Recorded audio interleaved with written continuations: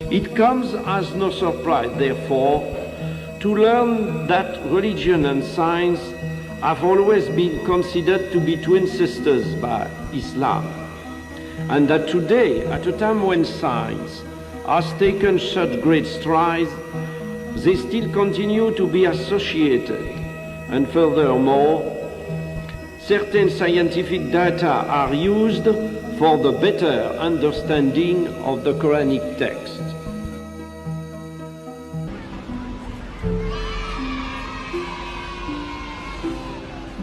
In 1935, I was 15 in a Christian college, and at that time, very important discoveries of necessarily human paintings in caverns in the south of Spain were made, and the specialists said, very likely, these paintings date back to about 15,000 years from now.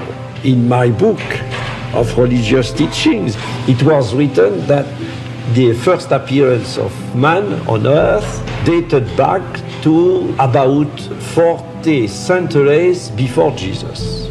I said to him, what is the credible?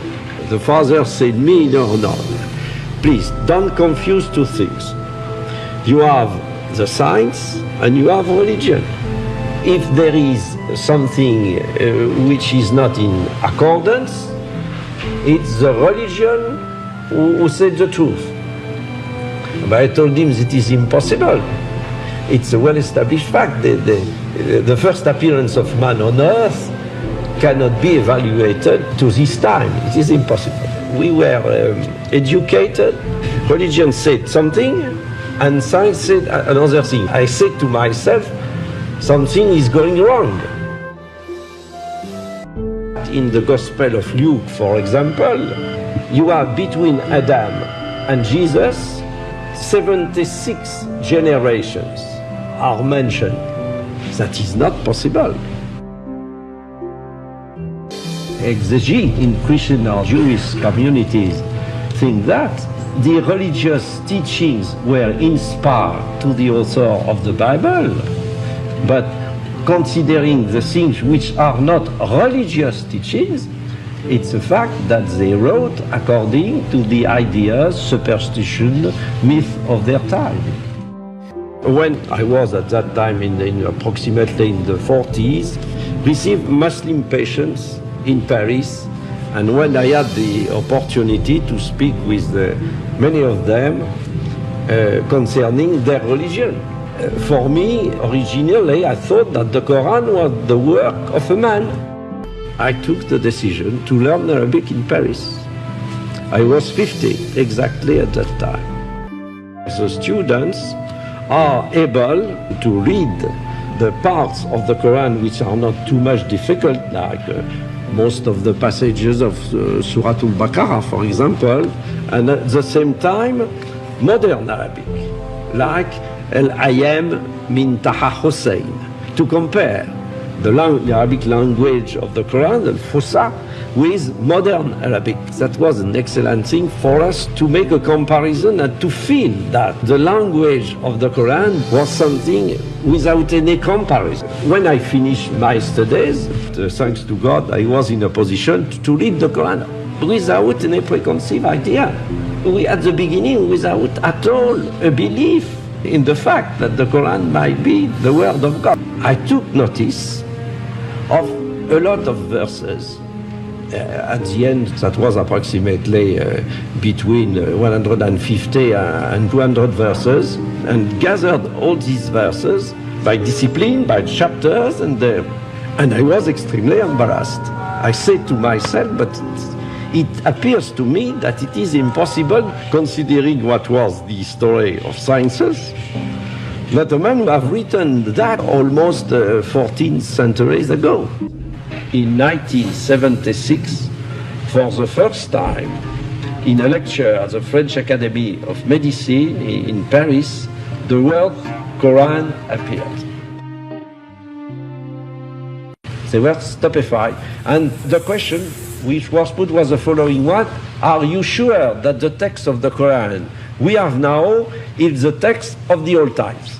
I said them, go to our national library and you will be able to find all texts of the Quran of the 8th century of the Christian era. And you will be in a position to compare the text of that time and the text which is widespread now.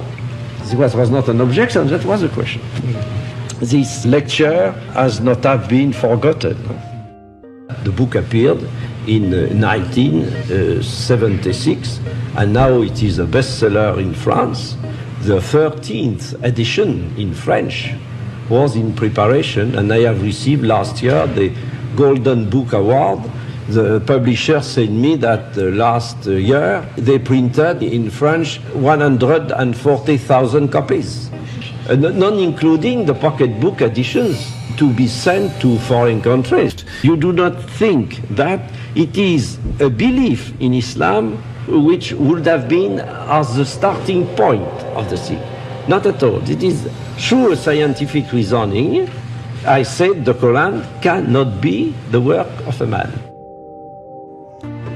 It's a terrible thing when in your life, when you are almost 50, you have in your mind, you say, but maybe I am completely wrong about the Holy Scriptures, but it's terrible. Alors, I wanted absolutely to improve my knowledge concerning the Quran without any particular aim, not at all. As a medical doctor, particularly attracted to natural sciences and physiology, I must confess that in 1972, when I read the Quran in the original text for the first time, these data concerning man were those which impressed me most. And in view of the state of knowledge in Prophet Muhammad's day, it is inconceivable that many of the statements in the Quran which are connected with science could have been the work of any man. It is therefore perfectly legitimate not only to regard the Quran as the expression of revelation, but also to award it a very special place on account of the guarantee of authenticity it provides and the presence in it of reflection which, when studied today, appear as a challenge to human explanation. I suppose that my explanations are enough for everybody one who is objective and sincere to say the Quran cannot be the work of a man. Suppose I was born in a Muslim family. Suppose my name would be Mohammed Bukhari instead of Maurice Bukhari. Be sure that I would have been very proud of that. Do you imagine that I would have made such a work? You will see, since you are young in the future, maybe after several decades, when I shall be a dead man, you will note that many people among the scientists are accepting to take into account this compatibility between religions and science. What I think is the truth, nothing more. For the Bible, always for the Quran. But for the Quran, I see that I could not find something in contradiction with science.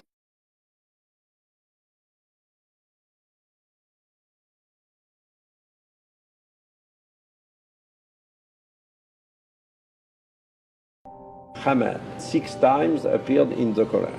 I visited famous specialists in hieroglyphs in Paris, and I told him I know a text which appeared during the 7th century of the Christian era. He knew perfectly well the Arabic language. I wrote Haman before him, and he said me that is not possible, because the hieroglyphs were absolutely unknown between the 3rd century and the discovery of Champollion during the 19th century. It's not possible. I told him, yes, it's not possible, but maybe you will have another opinion when you will see this Arabic text. What it is, this text? I told him, I want to, at first, that you tell me the meaning of Haman in hieroglyph. I said, Haman is a family name of the New Kingdom, and if you consult to the library of the Collège de France, the famous dictionary of the family name of the New Kingdom by a German author whose name is Ranke, you might find Haman. And he said me, I do not remember exactly what was the profession of Haman, but the profession of Haman is indicated in this dictionary.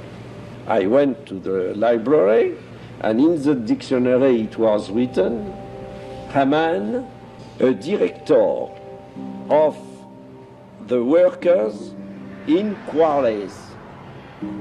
That is to say, the man who was building with stones, of course, because at that time the great monuments were built with stone, not at all with wood.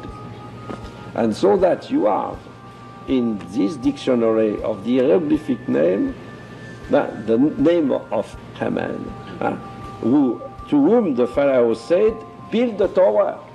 And when I came back to this professor, this expert, and I said to him, have a look, and I opened the Quran before him, he was stupefied without any voice. I told him, like the Bible preserved the name of Ramesses, the Quran preserved the name of Haman.